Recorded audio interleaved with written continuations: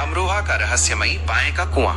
आज से लगभग 800 वर्ष पहले जब अमरोहा घने जंगलों, आम के बागों और कच्चे रास्तों से घिरा हुआ था, तब नगर के बीचों बीच एक विशाल कुआं बनवाया गया।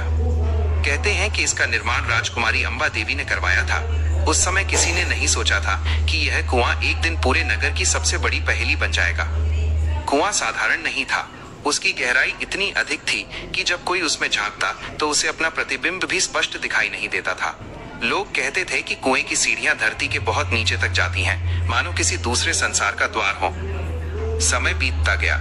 यात्रियों, व्यापारियों और सैनिकों के लिए ये कुआं जीवनदायी जल का स्रोत बन गया। लेकिन धीरे धीरे इसके बारे में अजीब बातें सुनाई देने लगीं। रात के सन्नाटे में कुछ लोगों ने कुएं की गहराई से घोड़ों की टापों की आवाज सुनी। कुछ ने दावा किया कि उन्हें तलवारों की टकराहट सुनाई देती है। नगर के बुजुर्ग एक कहानी सुनाते थे। बहुत समय पहले अमरोहा पर एक शक्तिशाली आक्रमण हुआ। नगर की रक्षा करने वाली सेना संख्या में कम थी। हार निश्चित दिखाई दे रही थी। तब सेना के सेनापति को कुएं के भीतर बने गुप्त मार्गों का पता चला। कहते हैं कि पूरी सेना उसी कुएं के भीतर उतर गई और दुश्मन उन्हें खोजता रह गया। जब संकट टल गया, सेना बाहर निकली और नगर बच गया। पर कहानी यहीं समाप्त नहीं होती। कुछ वर्षों बाद लोगों ने कहना शुरू किया कि कुएं में एक रहस्यमयी स्त्री का वास है। कोई उसे देवी कहता, कोई रक्षक आत्मा और कोई बाएं।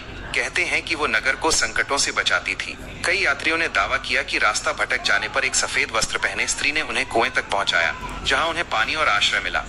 लेकिन जब वे धन्यवाद देने मुड़े, वो कहीं दिखाई नहीं दी। धीरे समाप्त हुआ। साम्राज्य बदले, सड़कें बनी, शहर बढ़ा, लेकिन कुआं वहीं खड़ा रहा, अपनी अनगिनत कहानियों और रहस्यों को सीने में छिपाए हुए। आज भी जब कोई उसके पुराने पत्थरों को छूता है तो ऐसा लगता है मानो वे कुछ कहना चाहते हों। मानो कुएं की गहराइयों में अब भी किसी सेना के कदमों की आहट गूंज रही हो। मानो वो रहस्यमयी स्त्री अब भी अंधेरी रातों में नगर की रखवाली कर रही हो। कौन जानता है, ये सब केवल लोक कथा है या सच। लेकिन अमरोहा के बुजुर्ग आज भी मुस्कुराकर कहते हैं, बाएं के कुएं की हर ईंट एक कहानी सुनाती है, बस सुनने वाला चाहिए। अब आप प्ले बटन दबाकर इसे सुन सकते हैं।